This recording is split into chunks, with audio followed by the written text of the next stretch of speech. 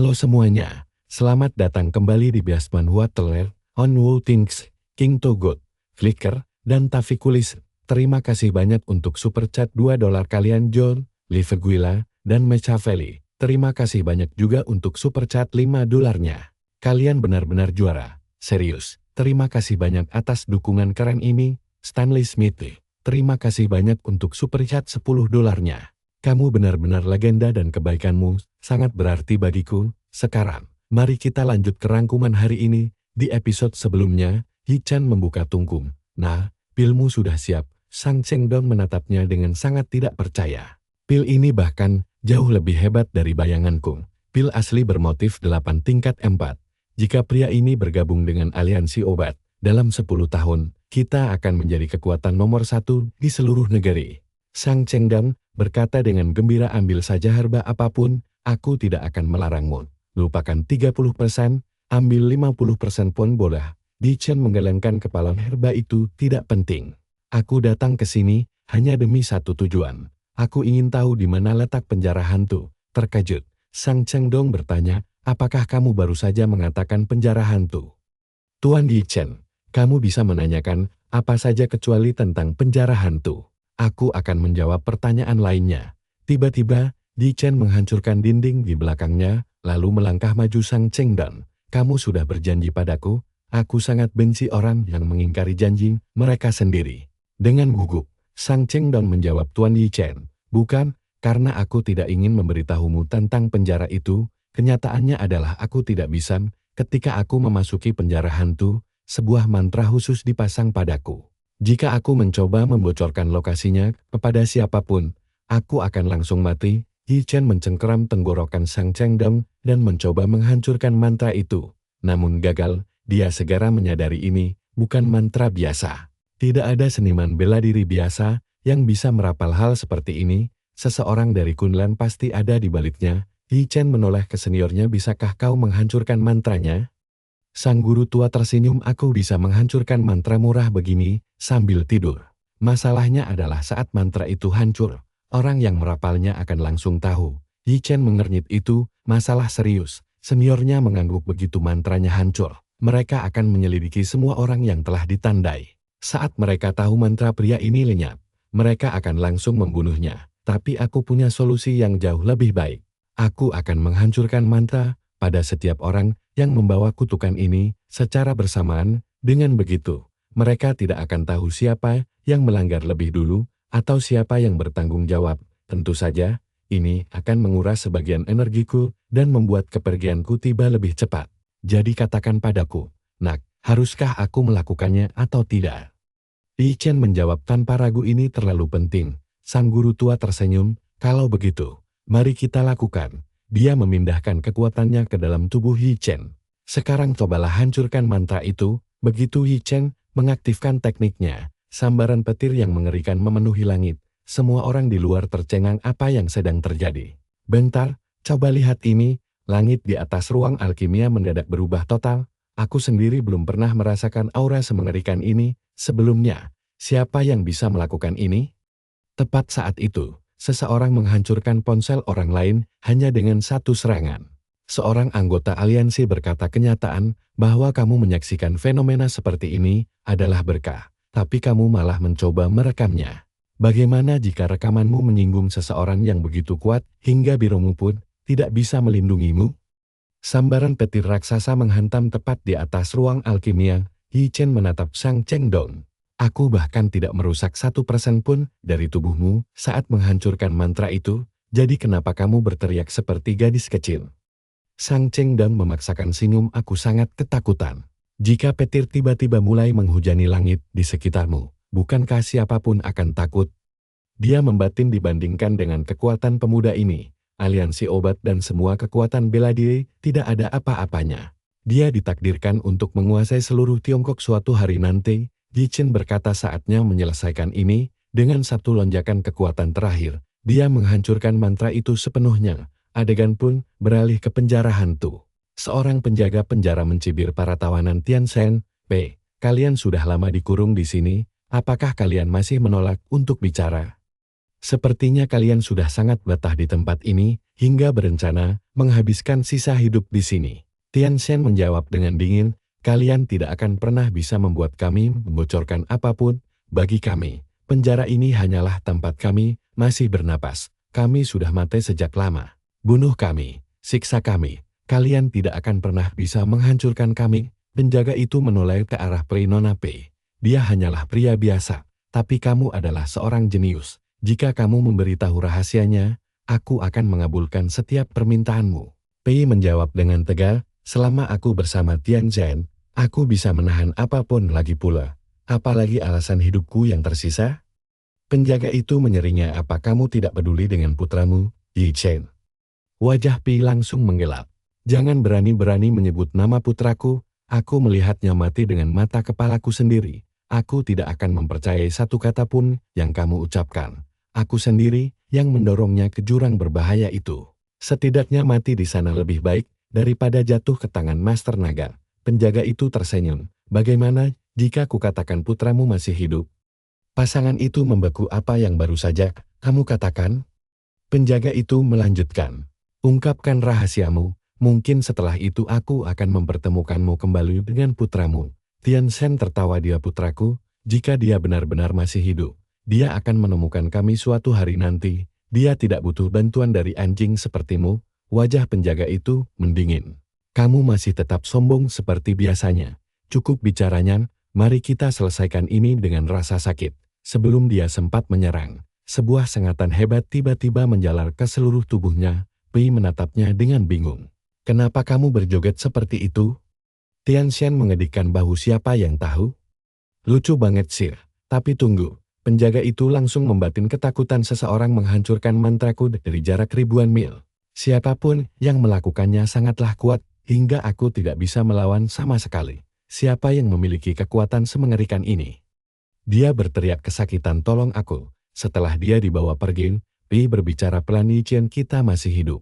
Secara logika, ini tidak masuk akal, tapi entah kenapa, hatiku ingin mempercayainya. Selama beberapa tahun terakhir, aku selalu merasakan hubungan batin yang aneh.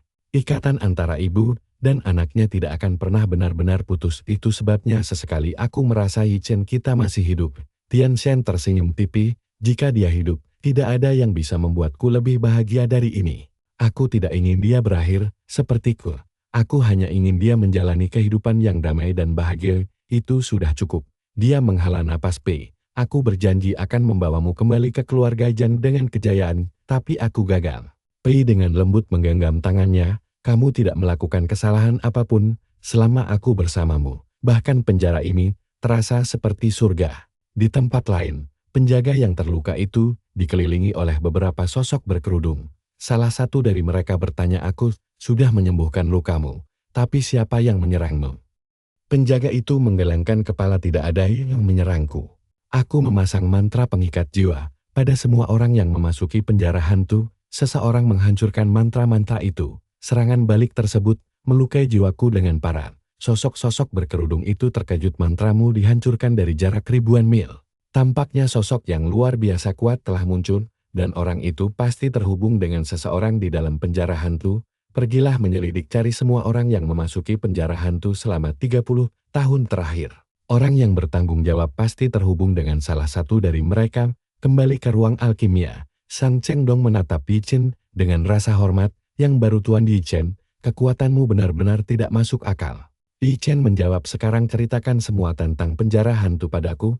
Aku sudah menghancurkan mantranya, tidak ada lagi yang bisa melukaimu, dan tidak ada yang bisa melacakmu melaluinya. Sang Chengdong mengangguk, baiklah, aku akan menceritakan semuanya padaku. Penjara hantu tidak memiliki lokasi yang tetap. Aku sudah memasukinya beberapa kali, jadi aku tahu cara kerjanya. Penjara itu hanya terbuka sebulan sekali, selama beberapa jam pertama, pada hari pertama setiap bulannya. Pertama kali aku masuk, aku dibawa melewati taman pembantaian, kedua kalinya aku masuk di dekat gerbang utara, dan ketiga kalinya aku dijemput di dekat lembah bahagia. Setiap kali aku mencapai lokasi yang ditentukan, seseorang akan datang untuk menuntunku. Mereka mengawalku masuk dan kemudian membawaku keluar lagi. Kali ini mereka memerintahkanku untuk tetap tinggal di dekat Universitas Beijing atau di hotel terdekat, karena gerbang masuk penjara hantu berikutnya diperkirakan akan muncul di sekitar universitas tersebut. Yi Chen diam-diam mencerna setiap kata itu. Jalan masuk menuju penjara hantu akhirnya berada dalam jangkauannya. Universitas Beijing berada di kota Jil. Sepertinya aku tidak punya pilihan selain pergi ke sana. Sang Chengdon bertanya dengan gugup Tuan Yi Chen. Kamu tidak sedang berencana untuk menerobos masuk ke penjara hantu kan? Percayalah padaku. Para penjaga di sana itu kuatnya gak ngotak. Grandmaster terkuat pun gak ada apa-apanya dibanding mereka. Tapi Yi Chen cuma menjawab santai tenang saja. Gak usah khawatir. Nanti, kalau kamu dipanggil ke sana lagi, hubungi aku saja. Sekarang, ayo kita panen tanaman obat dulu. Sang Changdong tersenyum canggung Tuan Yi. Boleh aku minta bantuan? Yi Chen terkekeh mau mengajakku gabung aliansi medis. Ya, Sang Changdong langsung menggeleng kuat mana berani aku. Awalnya, memang mau mengajakmu, tapi setelah melihat kekuatan gilamu tadi, aku sadar aliansi medis kami gak layak merekrut orang selevel dirimu.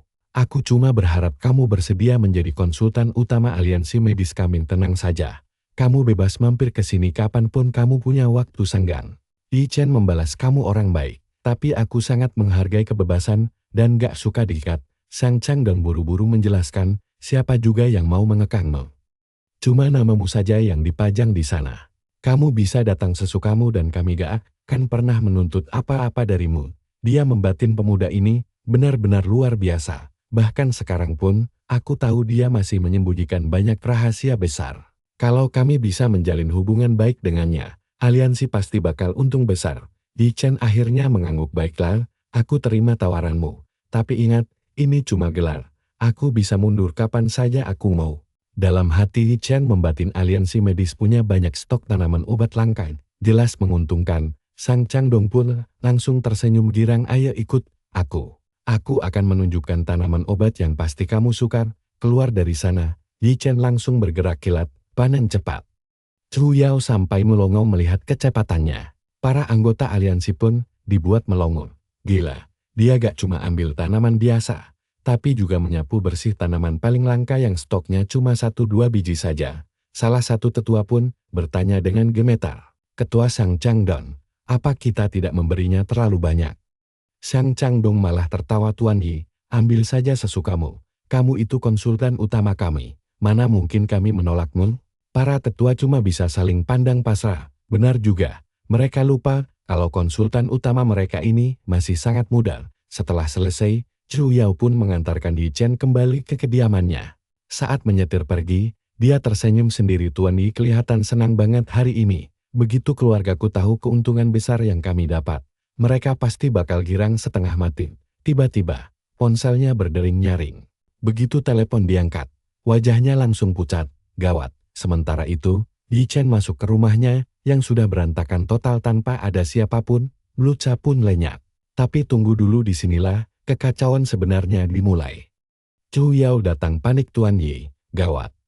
Obat kita dituduh menyebabkan 27 orang masuk rumah sakit, bahkan 2 sudah tewas. Hampir 100 demonstran sekarang mengepung perusahaan.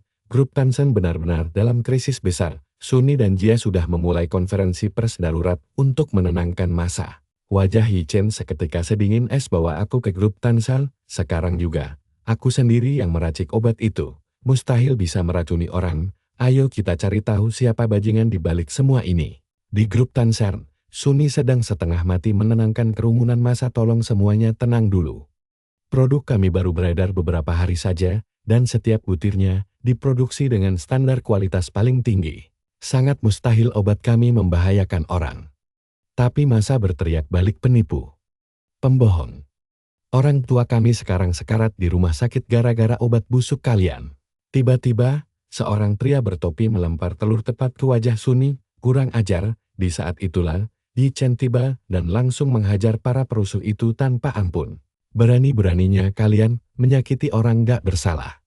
Yi Chen membatin Jia pasti sudah memakai pengaruh keluarganya untuk meredam kekacauan ini. Kalau sampai gagal juga, berarti ada konspirasi yang jauh lebih besar. Aku yakin bajingan dari kota jin yang mendalangi ini menggunakan energi spiritualnya. Yi Chen langsung menarik paksa pria bertopi itu ke arahnya. Kerumunan orang langsung melongo, kalian lihat itu.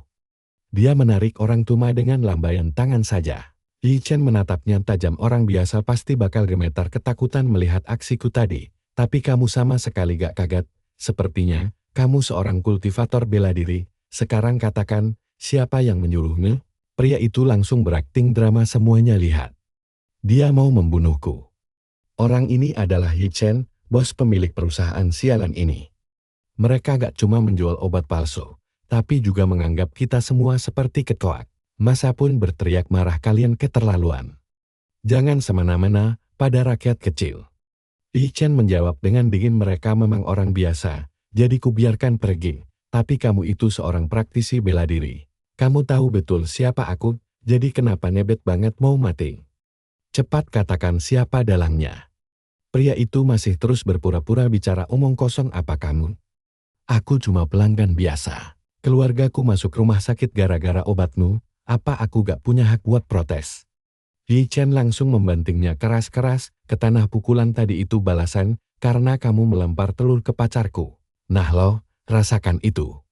Kerumunan orang langsung melongo kebingungan melihat pria sombong tadi tiba-tiba memegangi kepalanya sambil berteriak histeris. Sementara Yi Chen cuma menatapnya dengan sangat tenang. Sepertinya aku harus menambah tekanannya sedikit lagi, gak tahan dengan rasa sakitnya. Pria itu akhirnya menjerit, aku mengaku. Ini semua ide Tuan Sheng. Tapi sebelum dia selesai, sebuah batu melesat cepat untuk membungkamnya. Namun, Yi Chen merasakan energi serangan itu dan langsung memantulkan batunya kembali ke si pelampar. Pria itu langsung gemetar ketakutan. Dalangnya, Sheng Xiao. Tolong ampuni nyawaku. Aku mau karena dibayar saja. Yi Chen menyipitkan matanya. Sheng Xiao, anak direktur biru bela diri ya. Aku jarang sekali mengampuni musuh, tapi anak ini malah sengaja datang buat cari mati. Para wartawan malah kegirangan melihatnya, grup Tansen melakukan kekerasan di depan umum. Kalau rekaman ini rilis, pasti langsung viral.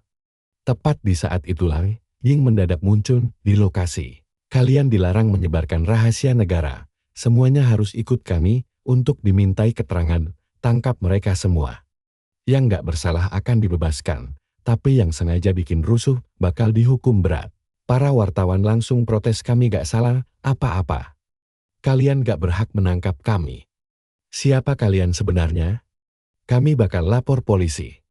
Ying kemudian langsung melapor pada Yi Chen. Tuan Yi, penyelidikan kami sudah selesai. Biro bela diri memang terlibat dalam masalah ini, tapi dalangnya bukan Direktur Sheng Renji atau para tetua, melainkan ulah salah satu junior mereka. Dan otak dibalik semua ini adalah putra Direktur Sheng sendiri, yaitu Sheng Xiao. Masalahnya, kita sama sekali gak punya bukti kuat. Yi Chen tersenyum, santai, bunuh saja. Memangnya siapa bilang aku butuh bukti? Ying langsung pucat seketika. Tuan Yi, dia itu putra kesayangan Sheng Renji. Apa tidak kelewatan kalau langsung membunuhnya? Itu sama saja dengan memicu perang terbuka. Yi Chen tersenyum dingin. Sejak kapan aku takut memicu amarahnya? Dia lalu mendekati Jia dan berkata lembut, maaf ya, kamu harus terseret masalah ini gara-gara aku. Jia tersenyum manis, tenang saja, aku gak apa-apa kok. Lagi pula, jangan sentuh bekas telur menjijikan ini. Yi Chen pun langsung menyeringai. Kalau begitu, ayo kita ke kamar mandi saja, aku bisa membantumu membersihkannya. Suni langsung menyela dengan ketus, woi, ini bukan waktunya buat mesra-mesraan. Para pasien di rumah sakit masih sekarat tahu. Yi Chen bertanya, apa kalian sudah memeriksa semua pasien? Apa dokter sudah tahu penyebab kondisi mereka? Dia mengangguk, dokter memastikan obat kita bukan penyebabnya. Tapi mereka bilang gejala para pasien ini sangat aneh. Entah kenapa, aliran darah di seluruh tubuh mereka mendadak melambat dengan sangat drastis. Itulah alasan kenapa mereka semua mendadak kesulitan untuk bernapas. Yi Chen membatin adai yang menggunakan Qi untuk menyumbat sirkulasi darah mereka. Jelas, biro bela diri ikut bermain di sini. Dia menyerahkan beberapa pil pada Jia, berikan ini ke semua pasien, mereka pasti langsung sembuh. Aku punya urusan lain yang harus diselesaikan sekarang. Sementara itu, di biro bela diri, begitu Sheng Renji mendengar kekacauan yang terjadi di grup Tansen, dia langsung mengamuk hebat, kurang ajar kau Yi Chen. Aku bahkan menyewa pembunuh termahal buat menghabisinya. Tapi bajingan itu pun tetap gagal total. Bagaimana cara melenyapkan hama sialan ini? Salah satu anak buahnya berkata, Tuan muda yang saat ini masih berada di Jiangnan. Bukankah sebaiknya kita menyuruhnya pulang sekarang? Dia bisa dalam bahaya besar. Zhang Renji langsung menyambar ponselnya berada di dekat Yi Chen itu sangat berbahaya. Aku harus membawa anakku kembali sebelum hal buruk menimpanya. Saat telepon tersambung, dia langsung berteriak, dimanapun kamu berada, cepat pulang sekarang juga, dasar bodoh. Bukankah sudah kukatakan jangan tinggal di sana? Zhang Xiao menjawab, ayah, apa yang kamu bicarakan? Sinyalnya jelek sekali, aku tidak bisa mendengarmu. Zhang Renji mengepalkan tinjunya, si bodoh ini bahkan tidak paham omonganku. Dia pun berbalik ke arah anak buahnya. Bawa ahli biro sebanyak mungkin, pergi ke Jiangnan sekarang, lakukan apapun untuk membawa pulang Zhang Xiao dengan selamat. Aku mengirim orang terkuat kita. Lalu dia menelepon Luku, dengar baik-baik. Selama ini konflik kita dengan Dragon Soul masih bisa diatasin. Tapi jika Yi Chen berani menyentuh putraku, aku akan membakar seluruh ibu kota. Lucu menghela napas. Zhang Renji, aku sudah mencoba bicara dengan Yi Chen. Kamu tahu sifatnya, apa kamu pikir ada yang bisa menghentikannya? Zhang Renji meraung marah, kalian semua tidak berguna. Aku tidak akan melepaskan kalian. Sementara itu, Zhang Xiao sudah kembali ke kota Jin. Sambil mengertakkan gigi, dia bergumam, bajingan Yi Chen memaksaku pulang cepat. Hari dia menginjakkan kaki di kota Jin akan menjadi hari terakhir hidupnya. Aku sendiri yang akan memburu dan membunuhnya. Tiba-tiba suara yang familiar terdengar di belakangnya. Kamu cukup beruntung. Kamu tidak perlu menunggu. Kamu bisa melakukannya sekarang juga. Zhang Xiao membekul. Itu suara Yi Chen. Semua orang ketakutan setengah mati. Para penjaga berteriak untuk melindungi Zhang Xiao, tapi jujur saja, itu sia-sia karena Yi Chen menebas mereka semua dengan sangat mudah dalam sekali serang. Kurang dari 5 menit, separuh dari mereka tewas. Saat itu, seorang pendekar pedang kuat menyerang Yi Chen. Yi Chen hanya tersenyum. Kamu berbeda dari serangga-serangga itu. Kamu memang punya kemampuan, tapi itu masih jauh dari cukup untuk mengalahkanku. Hanya dengan satu serangan, dia langsung menghabisi pendekar pedang itu. Para penjaga yang tersisa panik, kita tamat. Apa yang bisa kita lakukan melawan monster seperti ini? Yi Chen menjawab dingin. Kalian tidak perlu melakukan apa-apa, hanya aku yang akan bertindak di sini. Ketakutan, Zhang Xiao melangkah mundur. Monster macam apa kamu ini? Kamu membunuh mereka semua, jangan mendekat. Ayahku tidak akan pernah melepaskanmu. Yi Chen langsung mencengkeram lehernya. Aku sudah memberimu satu kesempatan, kamu tidak menghargainya. Aku bukan orang yang suka memberi kesempatan kedua. Dia mempererat cengkeramannya. Ayahmu Zhang Renji kan? Bahkan dia tidak bisa berbuat apa-apa padaku. Jadi, apa yang membuatmu berpikir kamu bisa melawanku?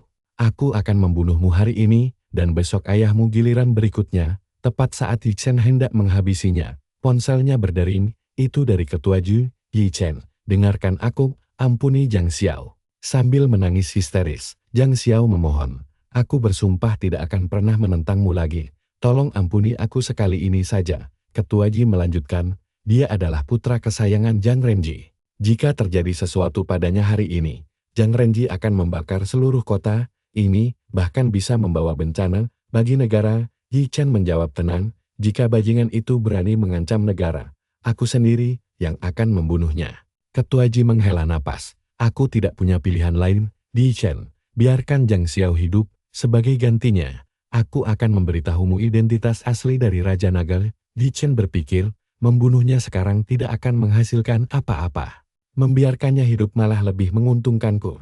Lagi pula, mengampuninya hari ini, bukan berarti aku tidak bisa membunuhnya besok. Dia pun melempar Zhang Xiao ke tanah. Kamu ingin tetap hidup? Bagus, dengan satu serangan, dia melumpuhkan Zhang Xiao. Kamu akan hidup, tapi hidupmu akan lebih buruk daripada kematian. Lalu dia menghancurkan pikiran Zhang Xiao, membuatnya cacat mental. Yi Chen berbicara ke telepon. Ketua Ji, aku sudah menepati janjiku. Sekarang katakan apa yang ingin kamu sampaikan. Ketua Ji menghela napas pasrah. Hampir tidak ada bedanya hal ini dengan membunuhnya. Zhang Renji pasti akan jauh lebih marah sekarang. Yi Chen menjawab, aku sudah menepati janjiku dan aku tidak peduli tentang Zhang Renji. Jika dia membuat masalah denganku, aku akan menepati janjiku untuk membunuhnya. Ketua Ji akhirnya mengungkapkan kebenaran itu. Pria yang memenjarakan orang tuamu di penjara hantu tidak lain adalah Lin Julong. Dia adalah anggota terkuat dari keluarga Lin, dan keluarga Linan adalah keluarga nomor satu di seluruh negeri ini. Aku tahu kamu ingin membalas dendam, tapi dengan kekuatanmu saat ini, kamu bahkan tidak bisa menyentuhnya. Bahkan keluarga Jang dari pihak ibumu tidak cukup kuat untuk menantang keluarga Lin. Jaga dirimu baik-baik. Nah, tepat saat itu, Master lain datang untuk menyelamatkan Zhang Xiao. Dia menatap Yi Chen dan berkata, jadi, kamu yang bernama Yi Chen, jika kamu menghargai nyawamu, segera tinggalkan kota ini, jika tidak, direktur kami akan membuatmu mati mengenaskan.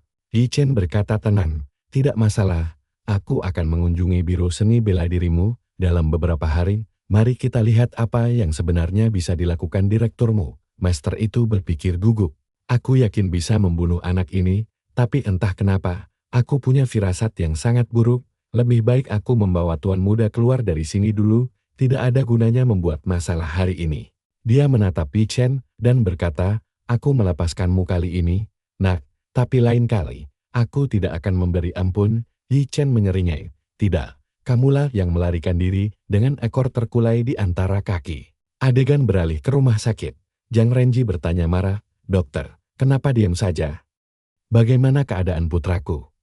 Dokter langsung berlutut, kondisi tuan muda Zhang Xiao sangat serius. Luka fisiknya akhirnya akan sembuh. Zhang Renji menyela, jika luka fisiknya bisa pulih, lalu apa masalahnya? Dokter itu menelan ludah gugup. Masalah sebenarnya adalah pikirannya mengalami kerusakan parah yang tidak bisa disembuhkan. Otaknya telah rusak hingga dia tidak bisa lagi berpikir atau memahami apapun sendiri. Zhang Renji membeku. Maksudmu putraku sudah gila? Dokter macam apa kamu jika tidak bisa menyembuhkannya? Jika gagal menyelamatkan putraku, aku akan membunuhnya. Dokter itu buru-buru menjawab, tolong tunggu dulu. Satu-satunya hal yang bisa menyelamatkannya adalah rumput nether. Tanaman itu memiliki kemampuan untuk memulihkan cedera jiwa dan mental yang parah. Di seluruh negeri, hanya aliansi pengobatan yang memiliki herba tersebut, dan bahkan mereka hanya punya satu buah saja. Zhang Renji langsung merasa lega. Chung Dong adalah salah satu teman dekatku, aku yakin dia akan membantuku. Namun, setelah melakukan panggilan telepon, ekspresi wajahnya menjadi semakin gelap. Sambil mengertakkan gigi, dia meraung marah. Nah, kalian bisa tebak apa yang terjadi? Yi Chen tidak hanya melumpuhkan anaknya, tapi dia juga sudah mengambil rumput nether itu. Si Quan pun yang membawakanku rumput nether akan menerima hadiah luar biasa dari Biro Seni Bela Diri, dan aku akan mengingat budi itu seumur hidupku. Kembali ke rumah Yi Chen, sang senior mendadak berkata, apa kamu ingat janji yang kamu buat kepadaku? Yi Chen mengangguk, tentu saja aku ingat, tapi ada sesuatu yang tidak kupahami, Anda jauh lebih kuat dariku, bagaimana aku bisa membantumu? Sang senior menjawab, selama beberapa hari terakhir, aku merasakan fenomena langit yang tidak biasa. Aku jamin perubahan di langit ini berarti sesuatu yang luar biasa akan segera muncul. Harta surgawi yang mampu mengguncang dunia dan mendapatkannya sangat penting bagimu. Yi Chen bertanya, di mana itu? Dia berpikir dalam hati, saat senior melihat pedang pembunuh nagaku, dia menyebutnya sampah. Jika pedangku saja tidak ada harganya di matanya, maka harta karun yang dia bicarakan pasti nilainya luar biasa. Sang senior menjawab, aku sudah menemukan lokasinya. Itu akan muncul di Gunung Mang di Provinsi Hun. Jika kamu ingin tiba sebelum pusaka itu muncul, kamu harus segera berangkat. Yi Chen tersenyum percaya diri. Tenang saja, aku pasti akan mendapatkannya. Kemudian, Ji Yao dengan gembira berkata, Tuan Yi, aku tidak pernah menyangka akan mendapat kesempatan untuk bepergian bersamamu. Yi Chen berpikir, awalnya aku berencana pergi sendiri, tapi Ji Yao datang ke rumahku dan bilang, dia akan pergi ke Provinsi Hun. Jadi aku memutuskan pergi bersamanya. Harus kuakui, jaringan informasi keluarganya sangat mengesankan. Mereka mengetahui perubahan di Provinsi Huyin dengan sangat cepat. Ji Yao pun tersenyum. Keluarga kami mungkin bukan yang terkuat, tapi kami punya banyak relasi. Aku punya teman dekat yang tinggal di Provinsi Haiyan. Dialah yang memberitahuku tentang apa yang terjadi di Gunung Mang. Yi Chen tertawa, jadi, begitu mendengar kabar itu, kamu langsung mencariku. Ji Yao mengangguk. Aku menduga kamu pasti akan tertarik. Para ahli dari seluruh penjuru negeri berdatangan untuk memperebutkan pusaka ini. Yi Chen berpikir jujur saja, aku tidak begitu peduli tentang pusaka itu. tapi senior sangat menginginkannya. Sang senior mengingatkannya, kamu harus mendapatkannya bagaimanapun caranya. Benda ini sangat krusial bagi makam reinkarnasi. Jika kau berhasil, aku bisa mendampingimu lebih lama lagi, bahkan mungkin membangkitkan 2 makam berikutnya secara parsial. Mendengar itu, Yi Chen langsung tertegun heran. Membangkitkan 2 makam berikutnya walau cuma sebagian saja sudah luar biasa, berarti harta karun ini benar-benar tidak masuk akal kekuatannya. Padahal makam keempat sama sekali belum menunjukkan reaksi apapun. Namun menurut senior, benda ini bahkan bisa membangunkan makam keempat dan kelima sekaligus. Yi Chen mengangguk, mantap, percayalah padaku, aku tidak akan gagal. Tak lama, mereka tiba di Provinsi Haiyan. Di bandara, Yi Chen melihat banyak petarung berbaju tradisional berkeliaran. Ji Yao berbisik lirih, mereka semua dari sekte tersembunyi yang mengincar harta itu, jadi sebaiknya kita sembunyikan identitas kita dahulu. Tiba-tiba saja, sahabat Ji Yao berlari menghampiri mereka dengan gembira, akhirnya kau datang juga. Sudah setahun penuh kita tidak bertemu, dan harus kuakui kau tampak jauh lebih cantik sekarang. Ji Yao tersenyum gel, padahal kemarin kita baru saja melakukan panggilan video. Dia lalu mengenalkan Yi Chen, Tuan Yi, ini Anro, sahabatku. Diam-diam, Anro langsung memperhatikan gerak-gerik Yi Chen. Sikap Ji Yao padanya sangat sopan, tidak seperti biasanya. Pria ini pasti master bela diri yang luar biasa kuat. Tapi bukankah sudah kukatakan ini rahasia? Kenapa kau malah membawa orang luar ke sini? Ayahku bersusah payah demi mendapat informasi ini. Ji Yao cepat-cepat menjelaskan, kau salah paham. Yi Chen sudah tahu segalanya, dan kami cuma pergi bersama. Namun Anro menggelengkan kepala tanda tidak percaya. Begitu ada fenomena aneh di Gunung Mang, aku langsung menelponmu saat itu juga. Jadi mustahil ada orang lain yang tahu lebih cepat. Dia mengibas tangan, sudahlah, tetua keluargaku akan berkumpul malam ini. Para ahli top negeri ini berkumpul karena fenomena gunung itu. Nah, disinilah semuanya mulai memanas. Di Gunung Mang, Yi Chen menatap langit, awan tebal pertanda harta karun segera muncul. Aku juga merasakan banyak aura petarung tangguh bersiap di puncak, merebutnya pasti tidak akan mudah. Benar saja, begitu sampai di atas gunung, ia mendapati kerumunan master tanggul, sudah berkumpul di sana. Yi Chen bertanya kenapa tidak ada yang berani mendekati kuil itu. Anro menjelaskan, kau bukan orang sini jadi wajar tidak tahu, itu adalah salah satu dari 3 kekuatan terkuat di Provinsi Haiyan. Tempat itu bernama Kuil Buddha Murni, dipimpin oleh Guru Jen yang sangat dihormati. 10 tahun lalu saja dia sudah menduduki peringkat 11 daftar Grandmaster. Kekuatannya sekarang benar-benar misterius. Satu-satunya alasan orang berani ke sini hanyalah demi mendapatkan harta karun yang akan segera muncul. Kalau tidak, mana ada yang berani mendekat. Tiba-tiba Yi Chen merasakan niat membunuh yang sangat pekat. Tunggu sebentar, bukankah orang itu yang menyelamatkan Tuan Muda Jen sebelumnya? Tepat saat itu, sang master melangkah maju dengan murka, apa yang telah kau lakukan pada Tuan Muda Jen benar-benar tidak termaafkan. Biro bela diri tidak akan pernah melepaskanmu. Kami pikir kau akan bersembunyi ketakutan di rumah, tapi ketamakanmu malah membawamu ke sini. Yi Chen menanggapi ancaman itu dengan sangat tenang. Nanti saat aku ke ibu kota, kalian bebas melakukan apa saja. Sang master mencibir, kenapa harus menunggu sampai nanti? Kita selesaikan hari ini juga. Tiba-tiba, kilatan petir raksasa membelah langit dengan gemuruh. Sang senior segera memperingatkan Yi Chen, jangan buang waktumu meladeni orang-orang bodoh ini, harta karun itu akan segera muncul, cepat lari ke arah selatan, sekarang juga tanpa membuang sedetik pun. Saat musuh menyerang, Yi Chen langsung menghantam salah satu dari mereka, menerobos formasi lawan lalu kabur. Di saat yang sama, sambaran petir dahsyat menghantam tepat di belakangnya, menghalangi para pengejar dan memberinya celah sempurna. Master itu menggertakkan gigi dengan geram, harta karun akan segera muncul. Direktur sudah sangat murka karena masalah Tuan Muda Jin. Jika kita juga gagal merebut harta ini, tamatlah riwayat kita semua. Celakanya, aku masih belum bisa mendeteksi lokasi tepatnya. Tidak tahu sama sekali di mana benda itu akan muncul.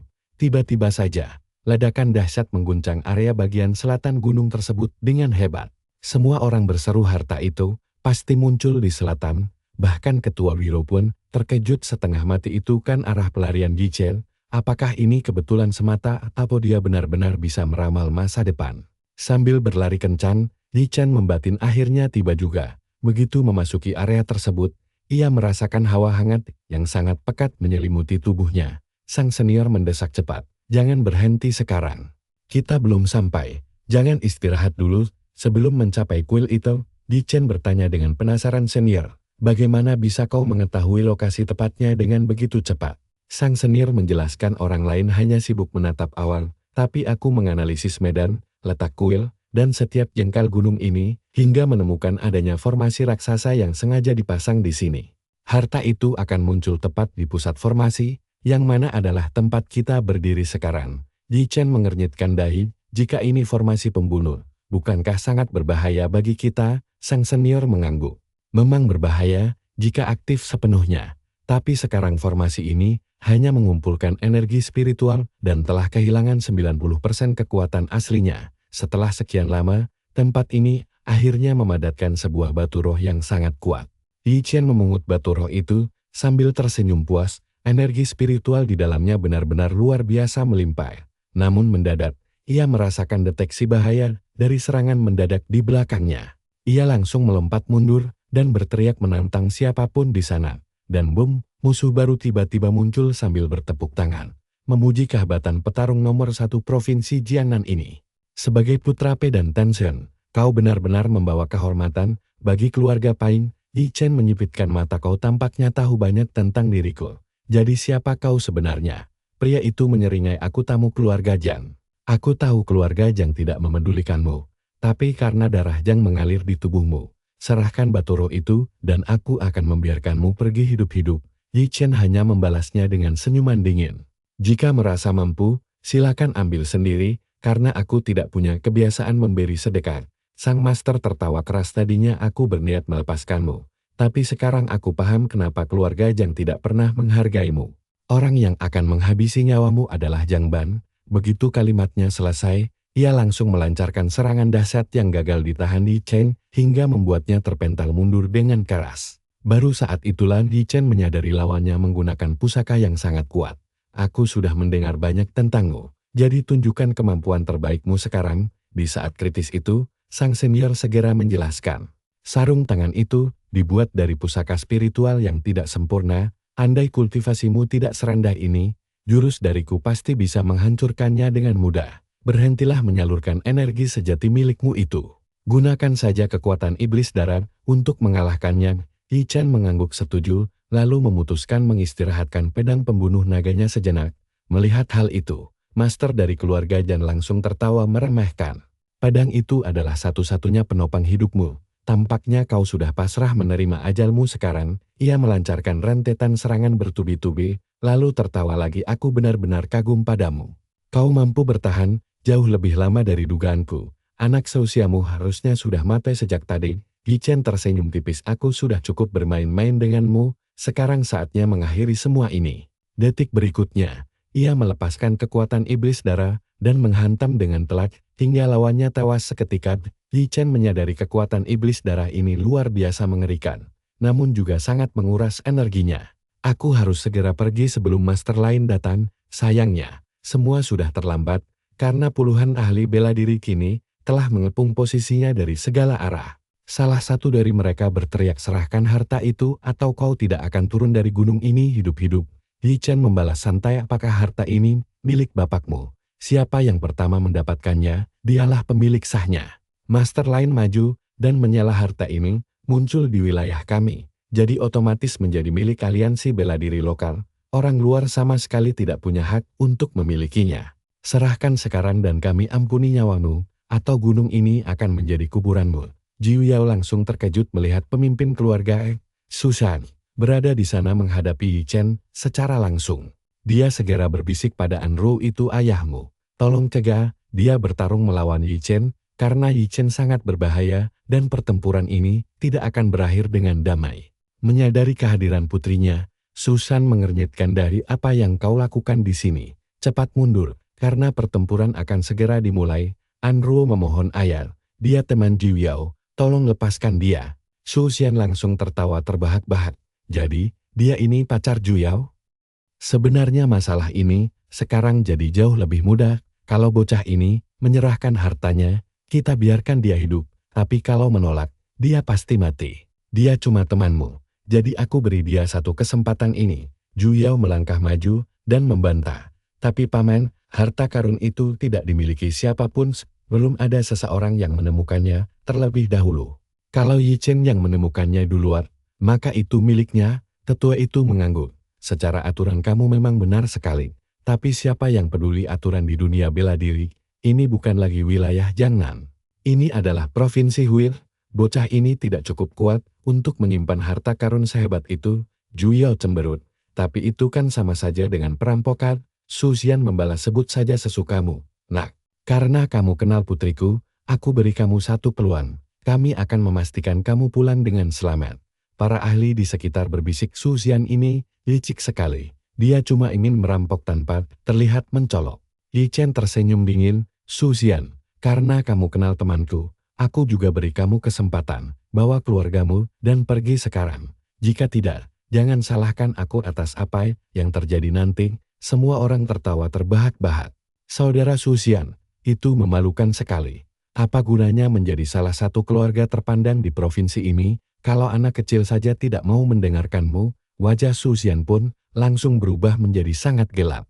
Sepertinya kamu masih belum paham juga. 8 keluarga besar Huin, dan semua kekuatan utama berkumpul di sini. Apa kamu benar-benar berpikir bisa melawan mereka semua? Tepat saat itu, anggota Biro Bela Diri melangkah maju. Kalian lupa menghitung kami. Kerumunan pun tersantak kaget. Biro Bela Diri ternyata ikut campur juga. Salah satu ketua biro berkata, bocah sialan ini telah membunuh banyak sekali anggota kami. Dia hanya bertahan di Jiangnan karena begitu banyak orang melindunginya. Kalau tidak, dia sudah mati sejak lama. Kami tidak butuh harta itu. Kami hanya ingin nyawanya. Penonton bergumam, bocah ini sangat mengerikan. Siapa di dunia ini yang berani memusuhi Biro Bela Diri? Jadi, ternyata ada juga petarung yang tidak takut pada mereka. Pro berbisik kepada Zhu Yao, temanmu Yi Chen ini benar-benar luar biasa. Setelah menyinggung begitu banyak orang kuat, bagaimana bisa dia berani datang ke sini? Tidak mungkin dia bisa keluar hidup-hidup. Zhu Yao tetap tenang, aku sama sekali tidak merasa khawatir tentangnya. Sebanyak apapun musuh yang menghadangnya, aku tahu dia pasti akan menemukan jalan keluar. Su Xian menghela napas, aku tarik kembali kata-kataku sebelumnya. Bocah ini tidak ada hubungannya dengan keluarga aneh. Siapapun yang membunuhnya duluan boleh mengambil semua miliknya. Keluarga Li segera bergerak maju. Kalau begitu kami yang pertama. 2 ahli kuat langsung menerjang ke arah Yi Chen. Para penonton mengerutkan dahi. Apakah keluarga Li sudah kehilangan seluruh harga diri mereka? Mereka mengirim 2 master hanya untuk melawan seorang pemuda. Mereka memang bisa mendapatkan hartanya lagi. Tapi bagaimana dengan reputasi mereka yang hancur? Yi Chen membatin, setiap serangan ini benar-benar ditujukan untuk membunuhku. Kalau begitu, aku akan membalas budi ini. Dia melepaskan satu pukulan kencang yang menghancurkan kaki sang ahli. Kemudian dia menyusulnya dengan tendangan maut yang langsung menewaskan master kedua. Semua orang tercengang. Gila sih, jurus ini beneran di luar nalar. 2 ahli terkuat mereka lenyap dalam 10 detik saja. Orang-orang mulai berspekulasi tentang sosok petarung legendaris bernama Hunter dari Jiangnan. Mungkinkah bocah ini adalah dia? Su Xian pun terpaksa mengakui hal itu. Kekuatanmu memang sangat luar biasa. Tapi datang ke sini sendirian adalah kesalahan terbesarmu. Kamu tidak akan bisa mengalahkan orang sebanyak ini sendirian. Dia langsung berteriak. Serang bersama-sama sekarang juga. Tidak ada gunanya melawan dia satu persatu. Semua petarung hebat langsung menyerbu Yi Chen sekaligus. Tatapan mata Yi Chen menjadi sangat dingin. Aku paling benci orang-orang seperti kalian. Seorang ahli senjata palu mengayunkan gada besarnya ke arah Yi Chen. Dengan satu tebasan haus darah yang brutal, Yi Chen membelah palu, sekaligus pemiliknya menjadi 2. Beberapa musuh menyerang dari samping, tapi pedangnya terus membantai mereka semua. Kerumunan orang langsung ketakutan setengah mati. Ilmu pedang macam apa ini? Bahkan kita tidak bisa bertahan dari satu jurus pun. Su Xian sendiri kini mulai panik melihat situasi ini. Semua yang bertarung di sini adalah master terkuat di provinsi kita, tapi ternyata tidak ada satupun yang bisa menahan satu serangan dari bocah ini. Sepertinya kita telah menyinggung naga tersembunyi. Jika ini berlanjut, kita semua tamat. Yi Chen tiba-tiba berlari mendekati Zhu Yao. Tidak ada waktu untuk menjelaskan. Kita harus segera pergi dari tempat ini. Namun Su Xian langsung menghalangi jalannya. Kamu pikir bisa pergi semudah itu? Kamu telah merugikan provinsi kami dengan sangat besar. Satu-satunya cara membayar utang itu adalah dengan nyawamu. Yi Chen menjawab dengan dingin, aku sudah melepaskan kalian berkali-kali, tapi sekarang kalian sudah kelewat batas. Su Xian langsung melancarkan serangan dahsyat yang luar biasa. Yi Chen mengutuk dalam hati, orang-orang tua tak tahu malu ini terus bicara soal kehormatan, tapi malah menyerang bersama dengan jurus terkuat mereka.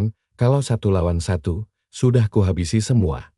Namun kali ini, Yi Chen gagal menahan gempuran gabungan tersebut, hingga tubuhnya terpental keras menghantam dinding batu. Ruo berteriak marah, 8 pemimpin klan mengeroyok satu pemuda sendirian. Apa kalian tidak punya rasa malu sedikit pun? Sebelum dia sempat maju melerai, seorang tetua dari keluarga An langsung memukulnya hingga pingsan. Sang tetua mendesah, nona muda, dunia tidak sesederhana yang kamu bayangkan. Beberapa hal memang lebih baik tidak perlu kamu lihat. Para ahli memandang Yi Chen dengan tidak percaya, anak itu ternyata masih bernapas, harus diakui, dia memang luar biasa kuat. Yi Chen mengertakkan giginya. Melawan mereka semua sekaligus secara langsung, mulai terasa mustahil baginya. Senior, aku butuh bantuanmu sekarang. Dia menoleh ke arah makam tempat biasanya sang senior muncul, tapi sosoknya tidak ada di sana. Apakah dia lenyap? Sementara itu, para kepala keluarga tertawa licik, kita benar-benar sudah kelewatan hari ini. 8 kepala keluarga mengeroyok satu bocah, tapi tidak masalah. Toh tidak akan ada yang tersisa hidup-hidup untuk menceritakan kejadian ini. Ayo kita tumpahkan semua amarah kita padanya. Sementara itu, Yi Chen perlahan bangkit berdiri. Kalau begitu maunya kalian, sekarang lihat sendiri seperti apa kemarahanku yang sebenarnya. Dia mengumpulkan seluruh sisa kekuatannya untuk menebas. Dan bun, tanah langsung terbelah menjadi 2 bagian besar akibat tebasan mengerikan ini. Sekali tebas saja, semua pemimpin sekte langsung terluka parah. Nah, begini cara membalas dendam dengan gaya. Juyao bergegas menghampirinya, Tuan Yi, mari kita pergi. Luka Anda sangat parah. Yi Chen memaksakan senyum, aku tidak apa-apa, masalahnya aku sudah kehabisan seluruh tenagaku sekarang.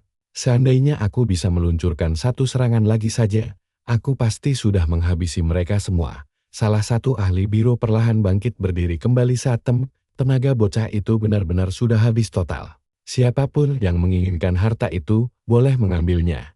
Tapi bagiku, aku hanya menginginkan kepalanya. Juyao langsung berdiri menghalangi di depan Yi Chen. Kalian semua ahli bela diri terhormat, tidakkah kalian malu mengeroyok seorang junior? Jika kalian ingin menyentuh Yi Chen, kalian harus melangkahi mayatku dulu. Tanpa ragu, Su Xian langsung menampar Juyao hingga terpental, gadis bodoh. Apa kamu tidak lihat kita hampir mati melawannya? Persetan dengan harga diri. Kami tidak akan membiarkan monster ini pergi hidup-hidup. Sang ketua biro menyeringai licik Yi Chen. Datang ke tempat ini adalah kesalahan terbesar dalam hidupmu. Begitu kubawa kepalamu kembali ke ibu kota, direktur pasti sangat senang. Jabatanku untuk naik menjadi wakil presiden biro sudah pasti terjamin di tangan. Tiba-tiba seorang biksu berjalan keluar. Dia adalah Master Ming Xiangdao yang berkata dengan tenang, pemuda ini sekarang berada di bawah perlindunganku. Ada masalah? Begitu kata-kata itu terucap, pedang sang ketua biro langsung membeku di udara. Seluruh tubuhnya mulai bergetar hebat tanpa bisa dikendalikan. Dalam sekejap mata, Master Xiangdao ternyata sudah berpindah tempat tepat di belakang punggungnya. Semua orang mematung kaget. Yi Chen melihat sekeliling dengan heran, sangat cepat. Gerakannya bahkan tak terlihat sama sekali. Seseorang di antara kerumunan berbisik, 5 tahun lalu, Master Xiangdao pernah bertarung melawan Grandmaster peringkat ketiga di papan peringkat, dan duel itu berakhir seri. Setelah 5 tahun berlatih lagi, tak ada yang tahu sekuat apa dia sekarang. Ahli biro bela diri itu heran kenapa tokoh sekuat ini melindungi Yi Chen. Menurutnya dia tidak layak didukung Master Xiangdao, tapi sang biksu meliriknya dengan sangat dingin. Apa kamu tidak mengerti ucapanku barusan? Hanya dengan satu ayunan tongkat santai, dia langsung menghancurkan pedang pria itu dan menghempaskannya ke tanah. Dia lalu menatap semua orang, aku akan membawa bocah ini bersamaku. Apakah ada yang keberatan dengan keputusan ini? Semua orang seketika langsung menundukkan kepala mereka, tentu saja tidak ada, Master. Padahal dalam hati mereka semua berteriak, mana ada yang berani membantah monster sepertimu. Dibandingkan Anda, kami ini cuma semut kecil. Master Xiangdao berbalik ke arah Yi Chen, ikutlah denganku. Kamu bisa istirahat di kuil kami. Dia lalu menyodorkan sebutir pil padanya. Setelah menelannya, Yi Chen membatin obat ini memang bisa menyembuhkan, tapi kualitasnya biasa saja. Namun, berhubung pil sangat langka di dunia ini, benda ini pasti dianggap sebagai pusaka yang luar biasa berharga oleh mereka. Jing Gao menyuruh murid mudanya untuk menjaga Yi Chen dengan baik selagi dia mencari tanaman obat.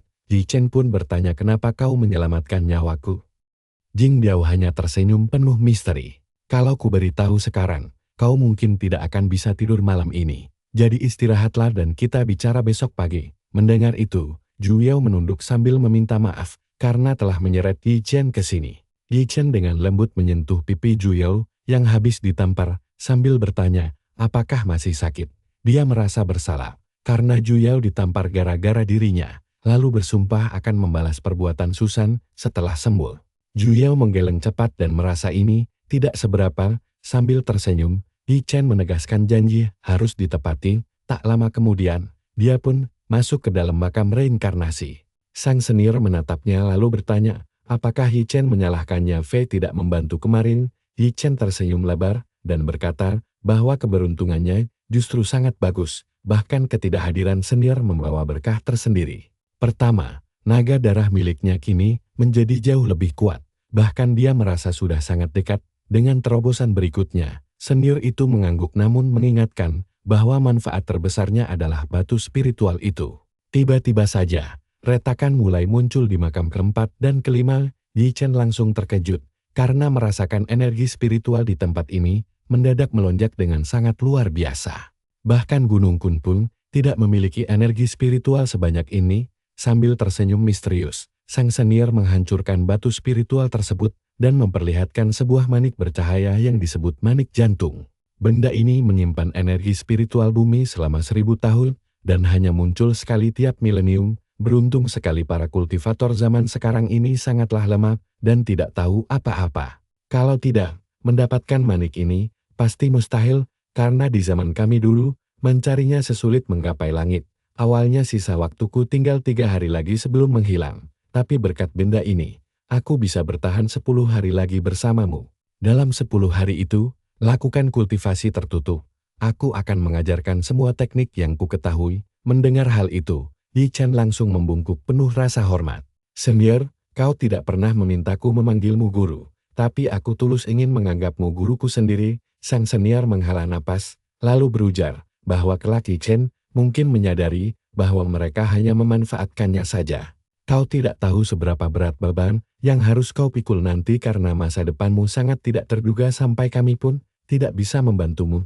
Nasib jutaan kultivator kini berada di tanganmu sendiri. Kau adalah harapan terbesar kami dan musuh yang kau hadapi. Sekarang tidak ada apa-apanya. Suatu hari nanti, kau akan bertemu dengan orang-orang sakti yang sanggup membelah langit dan mengendalikan hidup mati dengan satu lambaian tangan saja. Orang-orang yang ditakuti oleh seluruh dunia, dan kau harus melawan musuh yang ribuan kali lebih kuat dari kami. Ditambah lagi, rahasia besar di balik makam reinkarnasi ini juga akan segera terbongkar. Nah, disinilah kengerian dimulai. Begitu rahasia itu bocor, musuh tingkat dewa ini bisa menghancurkanmu dengan sangat mudah tanpa perlu mengotori tangan mereka sendiri. Semua bergantung padamu. Yi Chen pun penasaran dan bertanya, siapa sebenarnya musuh-musuh kejam itu? Serta bagaimana para senior agung ini bisa sampai terkurung di dalam makam reinkarnasi. Senior itu menggelengkan kepalanya perlahan. Tidak ada gunanya memberitahu sekarang, karena hanya akan membebani pikiranmu saja. Nanti guru-guru lain yang terbangun akan menjelaskan semuanya kepadamu. Dia kemudian menunjuk ke arah manik jantung tersebut. Kami sudah menyerap sebagian besar kekuatannya, jadi gunakan sisanya untuk memperkuat fisikmu hingga menembus 2 tingkat lagi. Setelah selesai, segera kembali ke Jiangnan untuk melakukan kultivasi tertutup. Sisa waktuku tidaklah banyak. Waktuku tipis. Aku harus lekas mengajarkan banyak hal. Saat Yi Chen membuka mata, dia melihat Zhu Yao sedang tertidur pulas di samping tempat tidurnya. Dengan lembut, dia menggendong gadis itu ke atas kasur agar bisa tidur lebih nyaman. Setelah itu, dia langsung menelan manik jantung dan mulai memfokuskan pikirannya untuk melakukan terobosan besar berikutnya. 3 jam kemudian, Zhu Yao terbangun dan kaget mendapati dirinya ada di kasur. Dia langsung meminta maaf pada Yi Chen karena dialah yang harusnya beristirahat. Sambil tersenyum lebar, Yi Chen langsung berdiri tegak. Luka-lukanya sudah sembuh total, Dan ini masih jam 5 pagi. Jadi dia menyuruh Juyo tidur lagi. Dalam hati, dia bersyukur karena manik jantung tidak hanya menaikkan 2 tingkat kultivasinya saja. Tubuhnya kini pulih seutuhnya, dan jika sudah mencapai ranah fusion, dia yakin bisa menyelamatkan kedua orang tuanya. Yi Chen pun meminta Juyo istirahat selagi dia menyelesaikan beberapa urusan mendesak. Begitu melangkah keluar rumah, Jing Dao langsung terkejut, setengah mati melihatnya sudah segar bugar. Dia menyuruh Yi Chen kembali berbaring, karena belum saatnya berjalan. Apalagi obat penawar yang diraciknya pun belum selesai dibuat. Tiba-tiba Jing Dao terpaku menyadari luka Yi Chen sembuh total, dan auranya menjadi jauh lebih kuat. Sambil tersenyum, Yi Chen berterima kasih atas bantuan Jing Dao kemarin. Sambil duduk bersama, Jing Dao mengaku terus memantau pertarungan dahsyat kemarin. Awalnya dia mengira Yi Chen berada dalam bahaya maut, namun jauh di lubuk hatinya, ada firasat aneh yang muncul begitu saja. Firasat bahwa Yi Chen pasti punya cara tersembunyi untuk bertahan hidup meski tanpa bantuannya.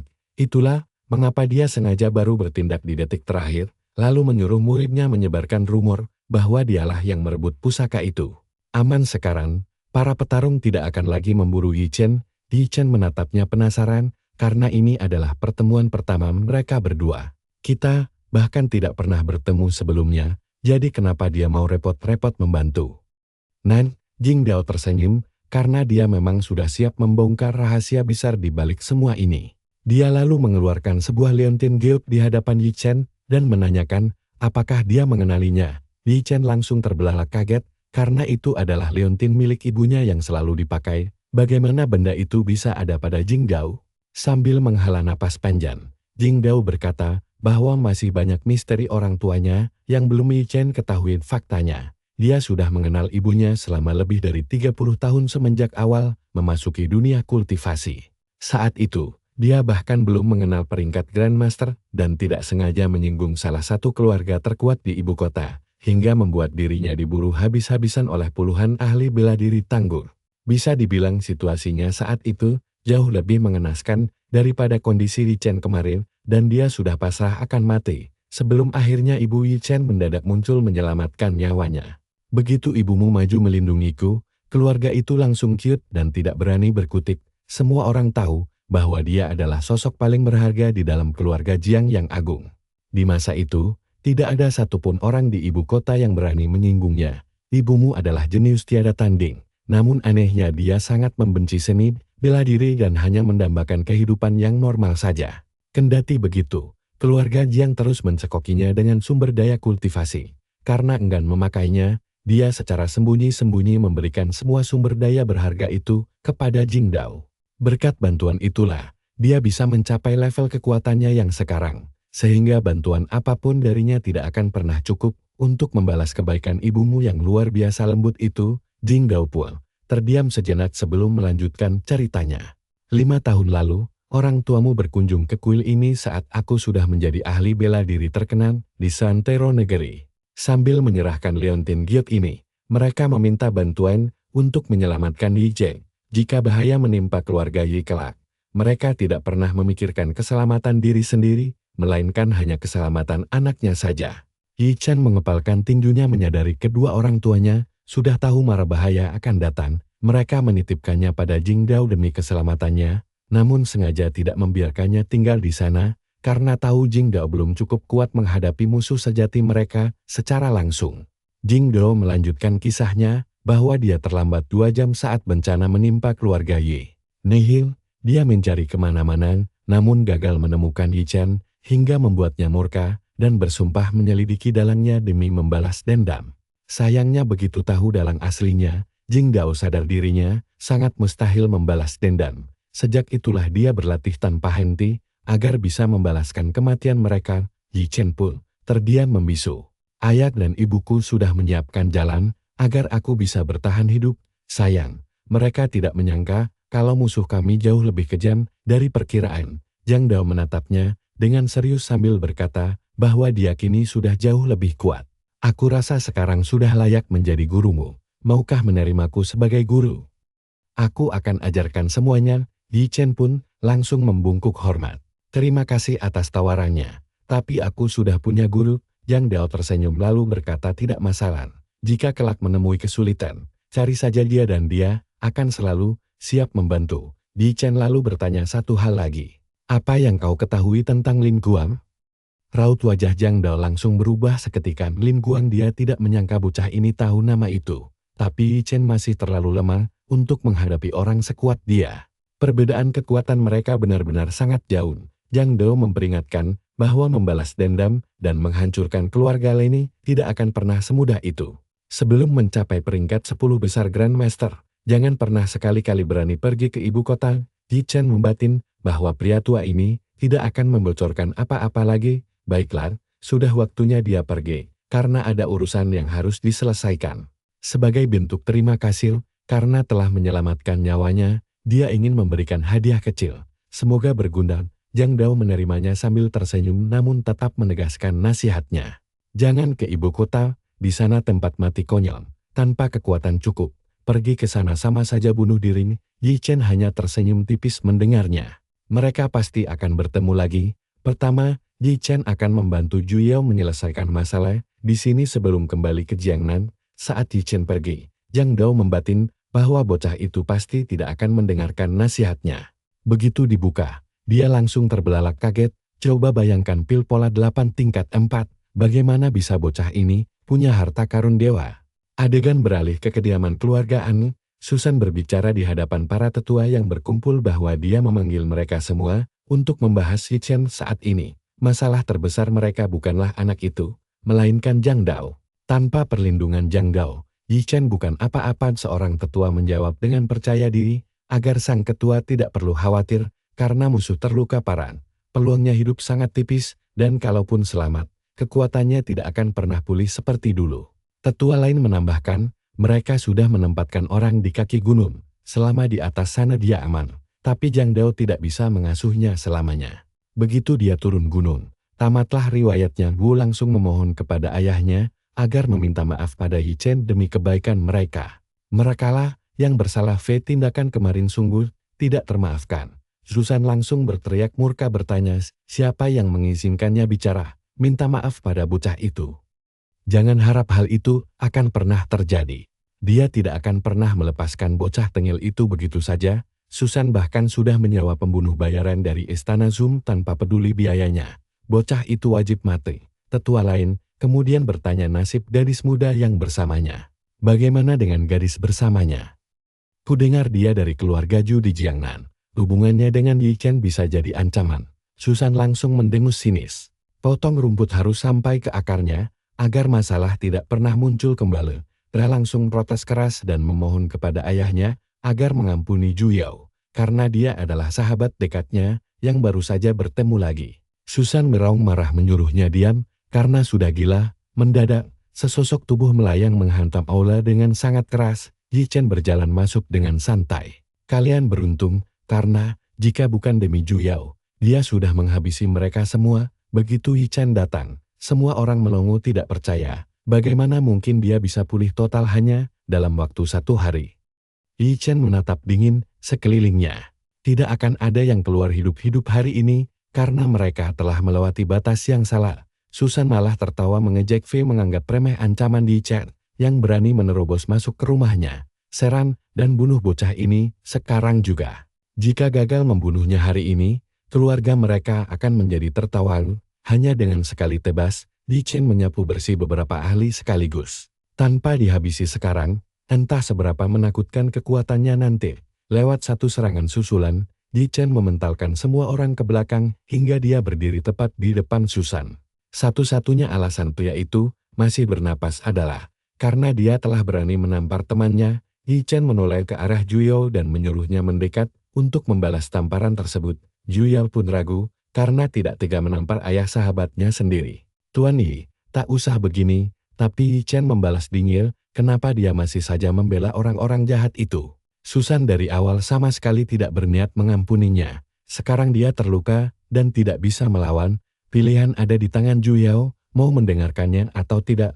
Yi Chen kemudian bergumam dalam hati. Jika hal sekecil ini saja dia tidak berani melangkah, maka dia tidak pantas berada di sisinya. Jika menolak, Yi Chen akan mulai menjaga jarak darinya. Zhu Yao menarik napas dalam-dalam menyadari perkataan Tuan Yi ada benarnya. Bila dia terus berhati lembut seperti ini, itu hanya akan membawa petaka kelak. Terlebih, dia bukan Sunny atau Jia, wanita yang disukai Yi Chen. Juyao menatapnya penuh tekad. Detik berikutnya, dia melangkah maju, lalu menampar wajah Susan sekuat tenaga. Nah, lihat itu. Sebelum dia sempat merespons tamparan pertama, Juyao langsung melayangkan tamparan keras kedua kalinya. Tamparan pertama untuk dirinya sendiri, dan yang kedua ini, untuk Tuan Yi. Begitu Susan berniat membunuh pria itu, dia otomatis telah menjadi musuhnya. Susan mengertakkan gigi, karena meski tidak bisa membunuh Yi Chen, dia yakin masih bisa membantai gadis itu. Saat Susan hendak bergerak, Yi Chen langsung maju mendahuluinya dan melayangkan tinju yang sangat dahsyat. Dia benar-benar tidak kapok. Padahal, jika kemarin dia mau mendengarkan untuk pergi bersama keluarganya, semua kekacauan ini tidak akan pernah terjadi. Sayang, dia malah memilih jalan salah hingga menghancurkan seluruh keluarganya sendiri. Ra bergegas maju memohon agar Yi Chen mau mengampuni ayahnya. Yi Chen menjawab dengan dingin bahwa dia bisa saja mengampuni sang ayah. Tapi apakah pria itu juga akan mengampuninya? Seandainya kemarin dia membelanya sekali saja, dia pasti akan membiarkannya tetap hidup hari ini. Tapi sayangnya dia sama sekali tidak layak mendapatkan belas kasihan. Tanpa ragu, Yi Chen langsung menghabisi Susan. Dia lebih suka mencabut masalah hingga ke akarnya, dan kebaikan terbesar saat ini adalah membiarkan anak-anaknya tetap hidup. Jika ingin balas dendam, dia akan menunggu. Juyao memeluk sahabatnya berjanji akan selalu ada untuk dirinya. Jika kelak ada masalah, datanglah ke Jiangnan. Dia sangat menyesal atas semua kekacauan hari ini. Setelah pergi dari kediaman keluarga An, Juyao bertanya, kemana tujuan berikutnya? Yi Chen tersenyum dingin, berniat menyelesaikan semua sisa masalah. Hari itu, amukan Yi Chen benar-benar menyapu bersih seluruh provinsi Huin. Setiap keluarga yang berani melawannya kemarin lusa langsung dilumat habis dalam waktu 24 jam saja. Kehancuran luar biasa yang dibuatnya di Huin dalam sehari, bahkan melampaui semua kekacauan yang pernah dia lakukan di Jiangnan. Bagian paling ngeri adalah tidak ada yang tahu kebenarannya. Siapapun yang melihat pembantaian itu tidak akan pernah hidup cukup lama untuk bercerita. Sisa kekuatan lain yang sebelumnya datang berebut harta karun kini memilih untuk mundur teratur. Tidak ada lagi yang berani menantang Yi Chen. Dia kemudian menelepon Lucu dan mengaku dialah dalang di balik semua kekacauan di Provinsi Huin. Lucu pun tertawa. Jika itu ulah Yi Chen, maka tidak ada masalah. Lucu sempat khawatir ada monster baru yang muncul saat dia sedang berkeliaran. Karena dunia tidak akan sanggup menampung dua orang gila sepertinya, organisasi Dragon Song akan menutup rapat kasus ini. Juyao mengantarnya ke Mount Mansion dan menyuruhnya menelepon jika kelak butuh bantuan. Yi Chen tersenyum berjanji akan kembali menemui mereka dalam 10 hari. Sunny dan Jia ternyata sama-sama berhasil menembus ke tingkat kultivasi berikutnya. Perkembangan mereka sungguh luar biasa pesat. Jia dengan sangat gembira menceritakan bahwa kemarin mereka mencoba melompat sukses melewati ketinggian 2 meter sekaligus. Mendengar itu, Sunny tertawa gembira bertanya, apakah mereka nanti bisa terbang jika terus berlatih keras? Yi Chen tersenyum tipis mengiyakan sebelum pamit untuk mulai berkultivasi. Selama masa itu, Istana Kegelapan dan Lucha akan melindungi mereka semua. Jika terjadi sesuatu yang sangat mendesak, segera panggil dia dan dia akan langsung keluar. Sunny pun mengangguk paham mendengar instruksi tersebut. Mereka pasti bisa menjaga diri dengan baik selama 10 hari. Dia berjanji tidak akan mengganggu kecuali darurat. Sementara Sunny mengabarkan bahwa grup Tencent mendapat banyak keuntungan. Produk kita laris manis di ibu kota, jadi kita putuskan buat ekspansi ke pasar internasional. Yi Chen mengangguk, urus saja perusahaan itu sesukamu. Aku cuma mau grup Tencent milik ayahku naik ke puncak tertinggi. Di saat itu juga, Lin Ten datang membawa kabar krusial identitas sang Dragon Master akhirnya terungkap. Nama aslinya adalah Lin Julong, info berharga yang sudah lama mereka cari. Sekitar 30 menit yang lalu, dia terlihat di bandara kota Jin, tanpa ada yang tahu asalnya. Ini fotonya. Begitu Yi Chen melihat foto itu, tatapan matanya langsung berubah menjadi sangat dingin. Dialah orang yang sudah menghancurkan keluargaku. Akhirnya aku menemukannya lagi. Lin Ten melanjutkan, Lin Julong adalah ahli yang sangat kuat. Bisa mendapatkan fotonya saja sudah merupakan keajaiban besar bagi kita. Orang kita mengambil foto ini dari jarak lebih dari 100 meter dan kuharap mereka masih aman. Tepat saat itu, Telepon berdering lagi membawa info baru, membuat Yi Chen langsung mengulurkan tangannya. Berikan telepon itu padaku. Namun, sebelum dia sempat berbicara, sebuah suara dingin yang mengerikan terdengar dari seberang. Aku tidak suka dikuntit. Siapapun kamu membuat kesalahan fatal dan anak buahku akan segera menghabisimu. Telepon ditutup dan Lin Dan menelan ludah dengan gugup. Tuan, itu benar-benar suara Lin Julong. Sepertinya semua mata-mata istana kegelapan kita sudah dihabisi olehnya. Yi Chen menjawab dengan tenang, mulai hari ini, hentikan pengawasan padanya. Jangan korbankan orang kita lagi. Saat ditanya rencana selanjutnya, Yi Chen berkata dia sendiri yang akan menemuinya dalam 10 hari, lalu masuk ke makam reinkarnasi. Sang senior tersenyum menyambutnya. Akhirnya kamu punya waktu luang. Yi Chen mengangguk siap berlatih keras. Namun senior berkata 10 hari ke depan, tugasmu cuma satu, cobalah bunuh aku. Aku akan jadi musuh paling tangguh yang pernah kamu hadapi. Sekarang kita intip dulu situasi di ibu kota di mana Lin Julong menuntut laporan dan bawahannya mengonfirmasi kalau para penguntit itu dari Jiangnan. Tapi sekeras apapun disiksa, mereka tetap tutup mulut. Bahkan setelah latar belakang mereka diselidiki, hasilnya nihil, tanpa jejak sedikit pun. Identitas mereka benar-benar bersih dan kosong. Lin Julong mengernyit, bertahun-tahun tidak ada yang berani melacakku. Dari mana orang-orang Jiangnan itu mendapat keberanian seperti ini?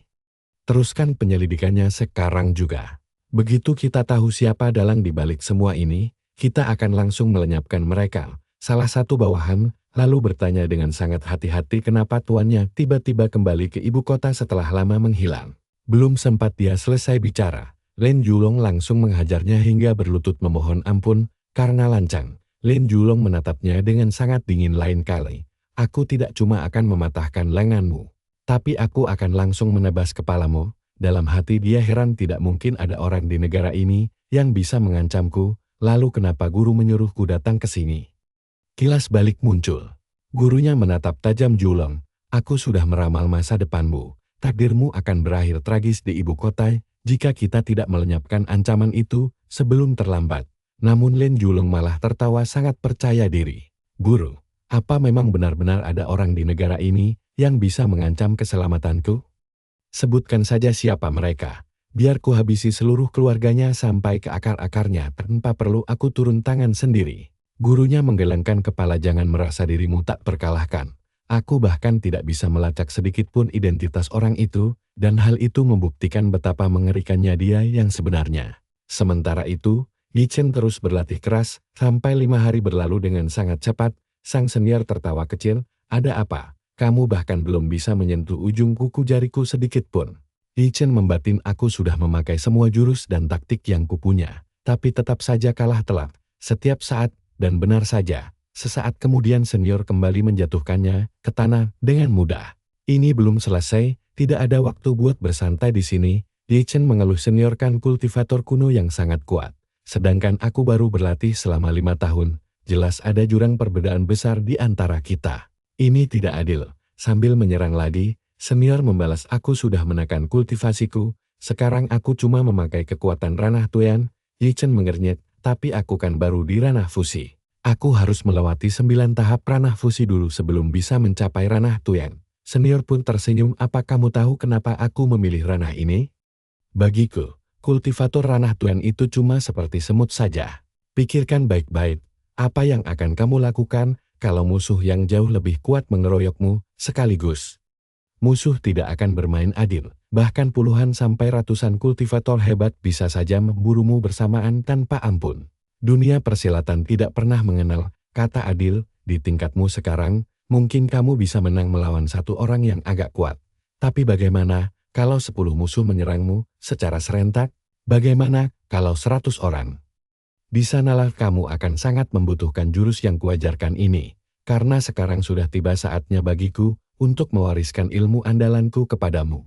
Sambil berkata begitu, senior meningkatkan intensitas latihannya hingga membuat Yi Chen merasakan rasa sakit luar biasa. Sambil tertawa dia berkata, satu-satunya hal yang kau dapat di sini hanyalah siksaan sampai kamu tidak takut mati lagi. Katakan padaku, apa yang akan kamu lakukan?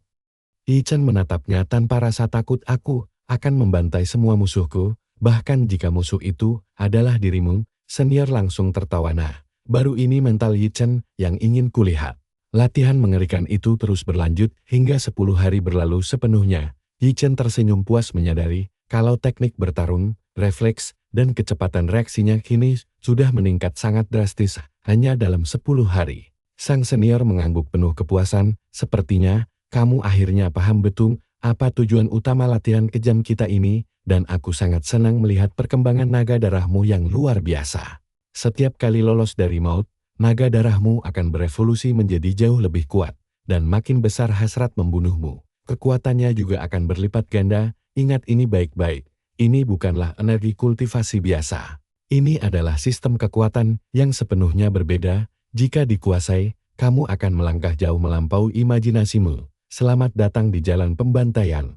Kamu akhirnya berhasil memahami esensi sejatinya.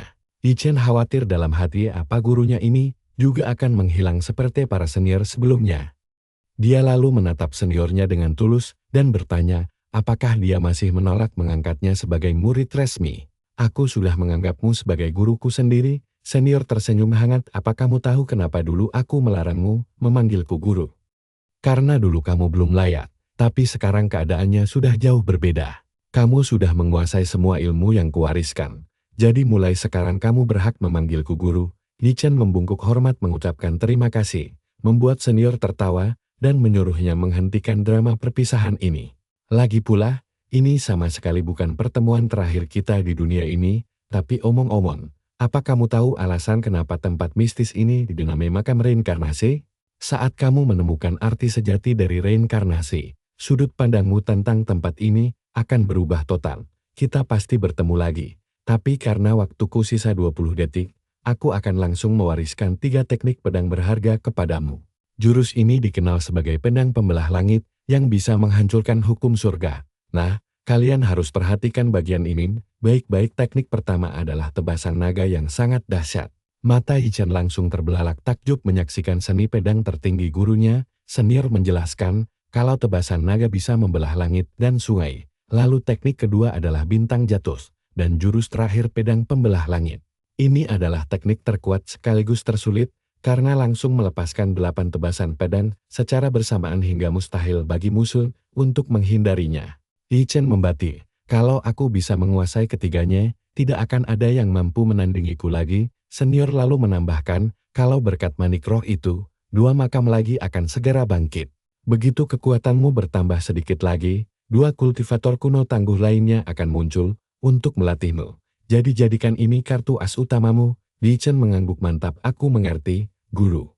Tepat ketika wujud senior mulai memudar perlahan, dia meninggalkan pesan terakhir. Dulu aku dikenal sebagai penguasa jalan pembantaian yang menghancurkan semua musuh.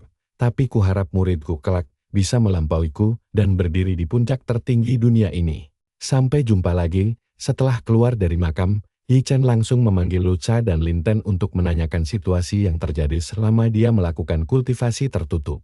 Lu Cha menjawab kalau semuanya aman dan tidak ada siapapun yang mendekati villa. Namun Lin Ten menambahkan bahwa sejumlah besar seniman bela diri mendadak berkumpul di provinsi Jiangnan tanpa alasan jelas. Kemungkinan besar kiriman dari ibu kota. Mereka pasti sedang menyiapkan serangan balik atas perintah Lin Julon. Ucap Yi Chen tenang. Tapi itu tidak masalah. Aku sendiri yang akan pergi ke ibu kota. Beritahu orang-orang kita untuk bersiap di sana sekarang juga. Menguasai Jiangnan saja tidaklah cukup.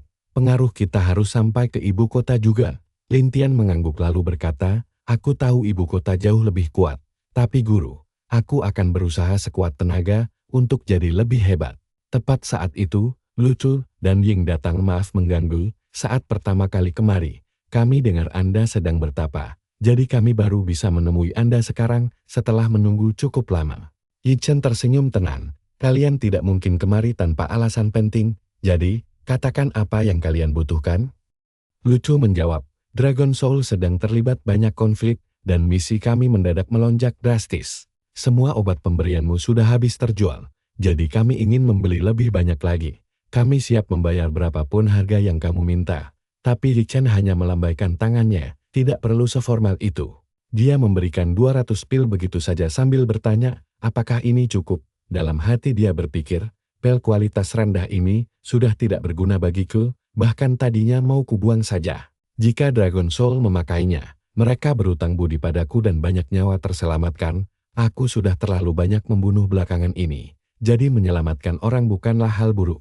Lucu, dan Yingpo tertegun heran, menolak menerimanya gratis karena terlalu berharga. Yi Chen tersenyum. Kalau begitu, lakukan sesuatu untukku, buatkan identitas baru, agar saat aku pergi ke kota Jin nanti, tidak ada satupun orang yang bisa mengenaliku. Wajah Lucu seketika menegang. Apa? Kamu tidak berniat menantang Lin Julong? Saat ini dia sedang mengawasi seluruh dunia bela diri, itu sangat berbahaya. Tapi Yi Chen menjawab tegas bahwa keputusannya sudah bulat. Jika kalian tidak mau membantu, aku akan mencari cara lain. Lucu menghela napas pasrah, berjanji akan mengatur penerbangan dan identitas baru, asalkan Yi Chen tidak mengambil risiko konyol di sana nanti. Ying menambahkan, sebaiknya jangan naik jet pribadi, terlalu mencolok. Bepergian bersama penumpang biasa jauh lebih aman untukmu. Yi Chen akhirnya mengangguk setuju dan memilih penerbangan komersial biasa. Baiklah, aku naik pesawat biasa saja. Setelah semua orang pergi, Sunny membuka suara, berkata bahwa dia dan Gia sudah berdiskusi. Mereka tahu Yi Chen akan pergi besok dan melarang mereka ikut. Jadi mereka mencari alasan lain agar tetap bisa menyusul. Dia menjelaskan bahwa Sunny baru saja membeli sebidang tanah di kota Jin, bahkan Tencent Group sudah mulai membangun markas baru mereka di sana sekarang. Markas itu nantinya akan mengurus pasar domestik sekaligus internasional. Yi Chen tertawa mendengarnya, merasa lucu karena saat dia ke Jong-un mereka langsung membangun markas, dan kini melakukan hal serupa di ibu kota. Belum sempat selesai bicara, Sunny tiba-tiba naik ke pangkuan Yi Chen dan menanyakan hal penting. Yi Chen langsung salah tingkar dan berbisik, apa yang kamu lakukan? Dia sedang melihat kita. Sunny pun cemberut manja. Aku tahu ada sesuatu antara kamu dan dia, tapi kami berdua tidak keberatan kok, jadi jawab jujur. Siapa yang paling kamu sukai di antara kami? Belum sempat menjawab, dia langsung memotong pembicaraan. Dia pasti akan berbohong pada kita. Sunny mengangguk setuju, berkata bahwa kata-kata bisa menipu, tapi tindakan tidak pernah bohong. Yi Chen membatin cemas, menyadari kedua gadis ini sekarang sedang mengeroyoknya habis-habisan. Aku sudah menduga Sunny, tapi tidak menyangka dia juga ikut-ikutan, karena aku akan pergi lama. Mungkin itu alasan mereka bermanja-manja. Dan, siap-siap ya, momen mesra mereka bertiga pun akhirnya dimulai dengan sangat seru.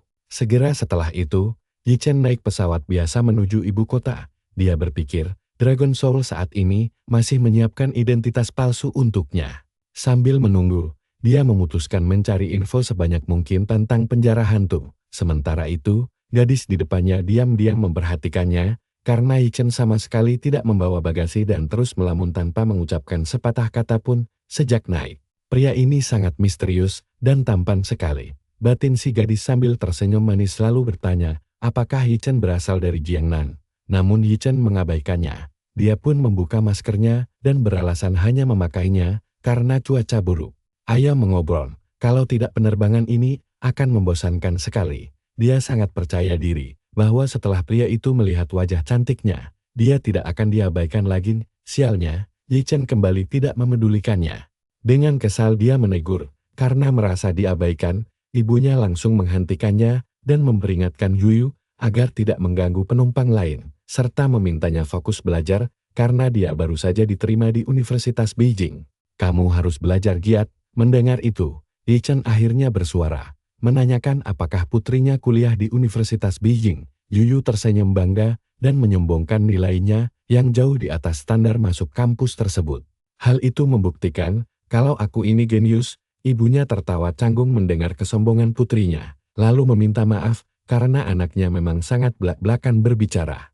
Yi Chen menjawab bahwa rumahnya kebetulan dekat dengan Universitas Beijing. Di saat bersamaan, dia berpikir bahwa mengenal orang-orang di sekitar sana akan sangat membantu, terutama mereka yang memiliki koneksi penting di kampus tersebut.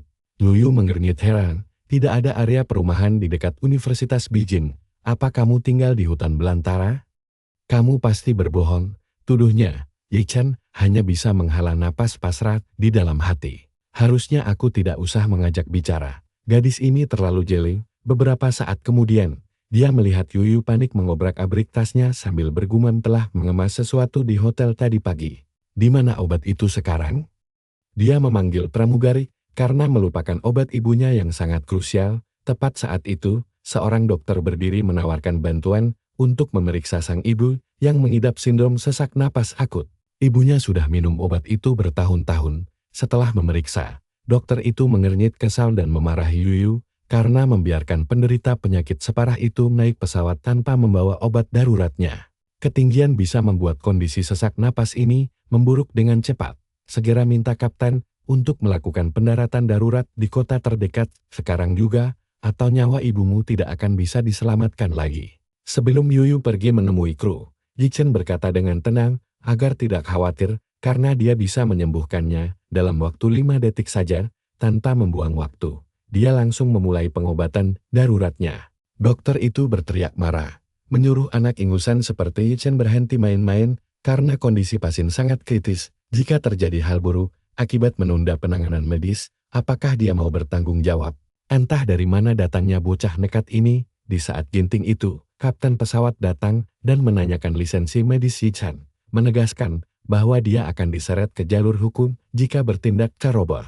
Yichen dengan santai mengeluarkan kartu identitas miliknya. Waduh, lihat ini. Kaptennya langsung pucat melihat pangkat mayor jenderal di tangannya. Bagaimana mungkin seorang perwira tinggi militer bepergian di kelas ekonomi pesawat komersial? Dia pasti sedang menjalankan misi rahasia negara. Lebih baik aku tidak ikut campur. Kapten pun langsung membungkuk meminta maaf dengan sangat sopan kepada Tuan Ye. Yichen hanya mengangguk santai memaafkannya. Tolong bawakan air hangat. Dia akan merasa sangat haus saat terbangun nanti. Yuyu pun bergegas meminta air, sementara si dokter hanya bisa melongo tidak percaya melihat pasiennya langsung sembuh seketika itu juga. Benar-benar metode pengobatan yang luar biasa ajaib. Sang kapten segera memerintahkan kru untuk membantunya. Sementara sang dokter diam-diam menarik napas lega karena hampir saja membuat masalah besar dengan orang penting. Aku hampir saja menyinggung sosok yang sangat berkuasa setelah mendarat dengan selamat. Yuyu mengucapkan terima kasih mendalam karena tanpa bantuan Yichen, dia mungkin sudah kehilangan ibunya hari ini. Yichen menjawab datar saja. Dia menolong hanya karena tidak ingin penerbangan ini tertunda terlalu lama. Sang ibu tersenyum hangat. Apapun alasannya kamu tetaplah penyelamat nyawaku. Mobilku ada di tempat parkir bandara. Biar kuantar kamu pulang. Cukup antarkan aku ke hotel dekat Universitas Beijing saja. Di dalam hati Yichen berpikir ini pertama kalinya dia ke Beijing. Jadi tinggal dekat penduduk lokal akan memudahkan urusannya nanti. Ibunya pun tersenyum lebar.